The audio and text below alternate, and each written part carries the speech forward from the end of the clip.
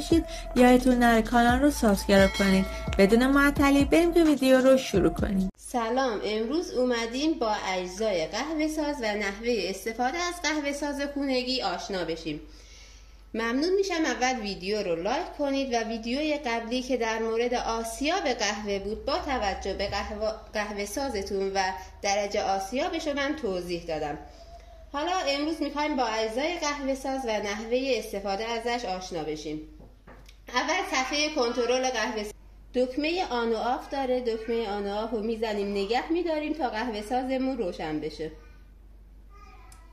به این صورت قهوه ساز ما روشن میشه. باید منتظر بمونیم که این خاموش و روشن شدن دکمه ها پایان پیدا کنه که بتونیم از دکمه ها استفاده کنیم. تا اون موقع من اجزای قهوه ساز رو بهتون توضیح میدم. اینجا گرم کننده فنجانمونه. بعد از اینکه قهوه‌مون رو گرفتیم میتونیم برای گرم نگه داشتنش اینجا قرار بدیم. این مخزن آب قهوه ساز به این صورت باز میشه و ما میتونیم آبمون رو داخلش به راحتی بریزیم.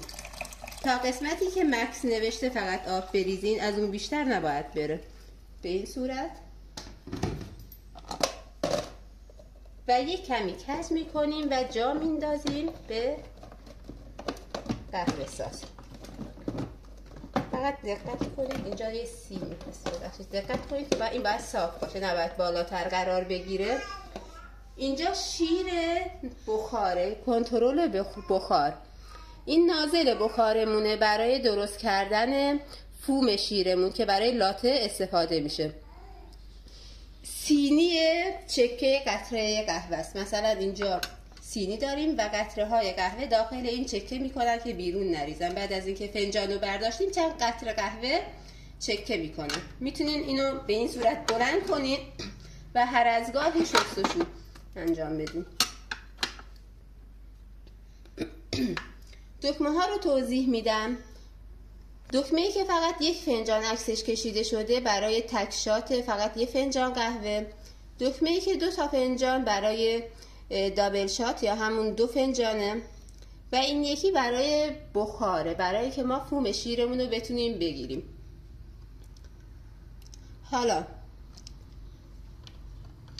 این وسیله هایی که کنار قهوه ساز میاد برای اندازه گیری و ریختن قهوه‌مون داخل این فیلترها. این فیلتر تک فنجان یا همون تک شاتمونه که کوچیک‌تره.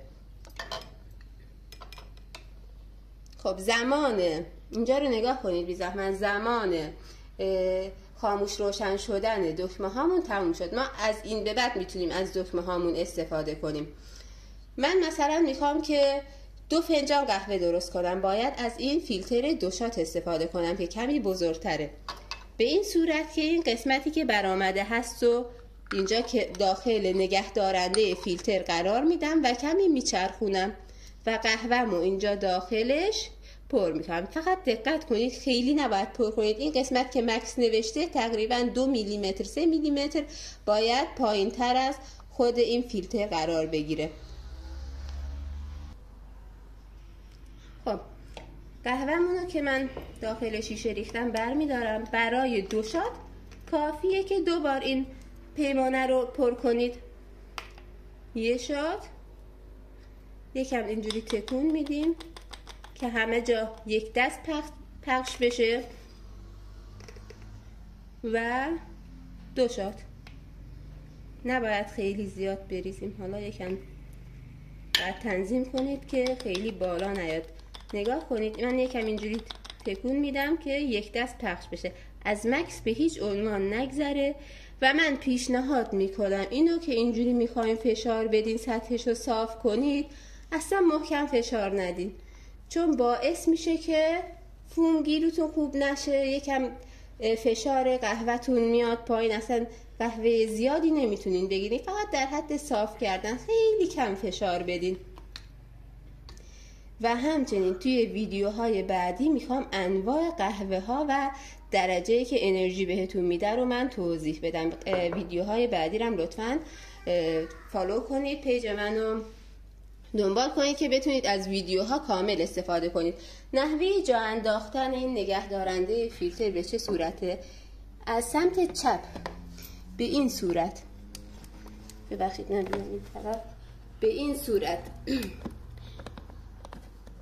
کجا هست؟ خب اینجوری جا میندازیم. حالا قهوه ساز رو نگه داریم و اینو محکم بچرخونید که مستقیم قرار بگیره. حالا برای اینکه قهوه‌مون رو بگیریم من میخوام یه اسپرسوی خیلی ساده واسهتون درست کنم. چون که 2 شات هست من 2 تا فنجون لازم دارم.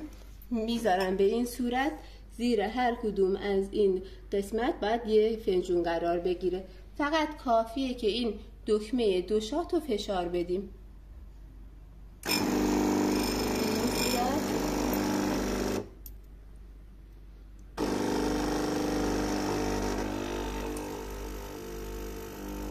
اسپرسوی غلیظ با فوم متناسب برای ما به دست میاد.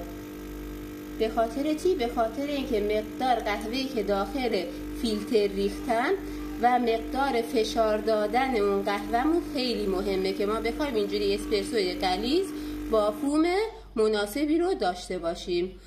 خب این از این ویدیو. ممنون میشم ویدیوهای بعدی رو هم دنبال کنید که نحوه درست کردن لاتر هم میخوام ویدیوی بعدی واسهتون بذارم. خدا نگهدار.